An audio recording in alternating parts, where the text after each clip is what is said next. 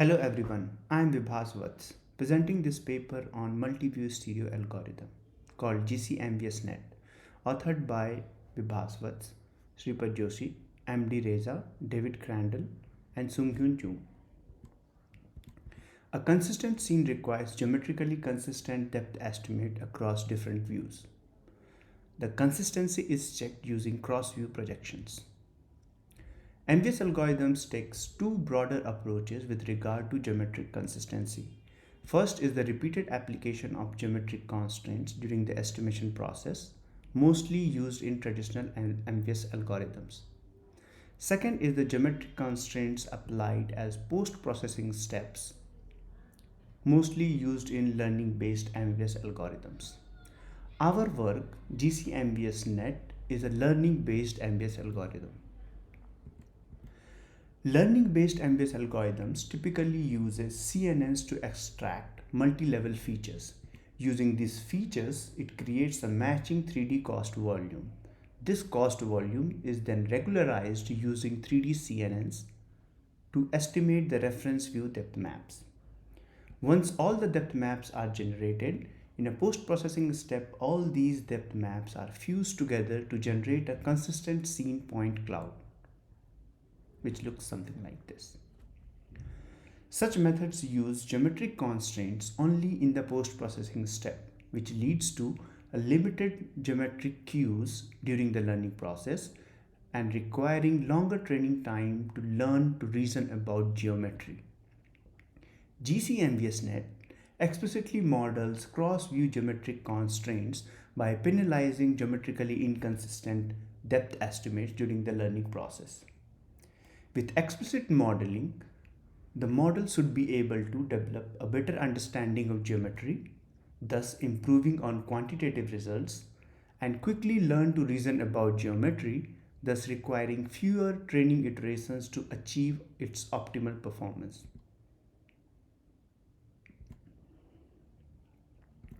To this end, we introduce GC module at the end of each stage to check cross-view geometric consistency of depth estimates and to penalize geometrically inconsistent estimates. Our model is a three-stage model: a coarse, intermediate, and refined stage. Each stage takes extracted features from the images as input and produce a depth map. This depth map acts as a new hypothesis plane for the next stage. The same depth maps are also penalized for geometrically inconsistent behavior at each stage. That is, at each stage, these depth maps are projected to the source views and then it is projected back.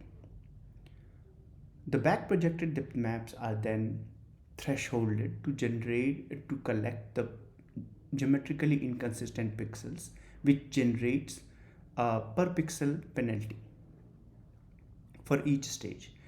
And these per pixel penalty at each stage is then multiplied with the per pixel depth error at each stage to generate the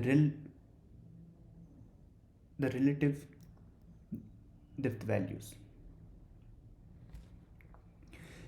These depth values, the stage depth values, are then combined to generate the final depth value. Cross-view geometric consistency checks uses forward-backward reprojection to check the consistency of reference view depth maps. This is a three-step process which includes projection, remap, and back projection. And the outcome of the back projection is used to select the inconsistent pixels for penalty. This is the algorithm that defines this process, the forward-backward reprojection. The projection step, it uses the estimated depth maps and project it to the source view. This is the step that defines the projection. It uses the intrinsic and the extrinsic parameters from the source and the reference views.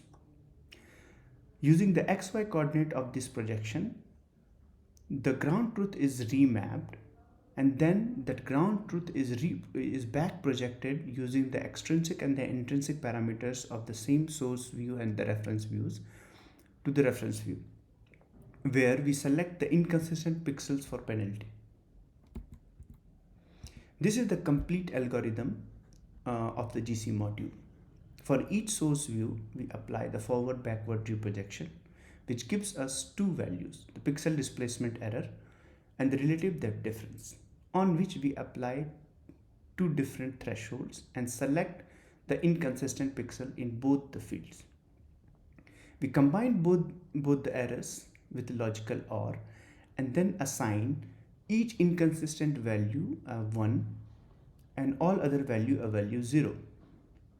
This generates a geometrically inconsistent mask, which is the sum over all the M source views.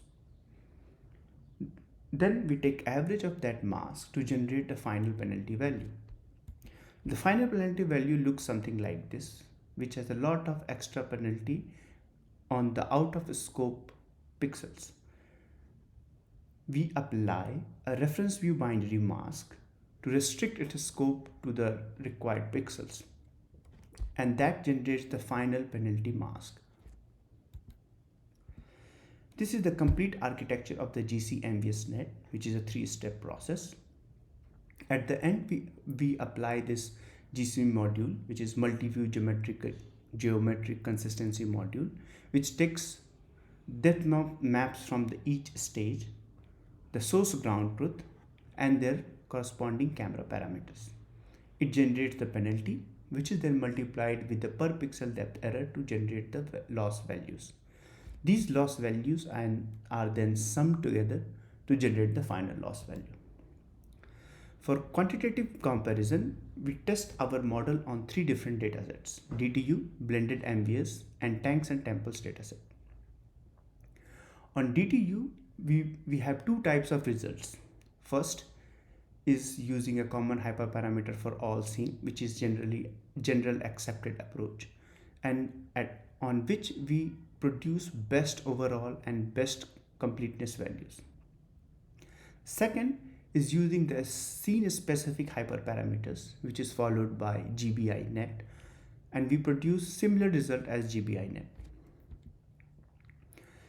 On blended MVS, which does the depth map to depth map comparison on 3 different metrics, we produce best results in all these metrics. It shows that our depth maps are more accurate and closer to the ground truth estimates. On tanks and temples, which does point cloud to point cloud comparison, we produce very competitive results on both intermediate as well as advanced sets. The GC module is designed in such a way that it can be inserted in any depth map based MVS methods, just like as is shown here. On any depth map based MVS method, we can just add it and then penalize for the geometrical inconsistency of the estimates. To demonstrate this, we choose 2 different networks, CAS-MVSNet and Trans-MVSNet. We apply GC module at the end of CAS-MVSNet and Trans-MVSNet and keep everything else same, and then train the network. After training, we see that we significantly improve the overall metric for both these models, and we also require a relatively less number of epochs to train the model to its optimal performance. In conclusion, GC-MVSNet explicitly models geometric constraints in end-to-end DL frameworks. It provides more geometric cues during the learning process. It achieves a better understanding of geometry, which is shown by improved quantitative results, and quick understanding of geometry, which is shown by requiring less training to reach its optimal performance. Thank you.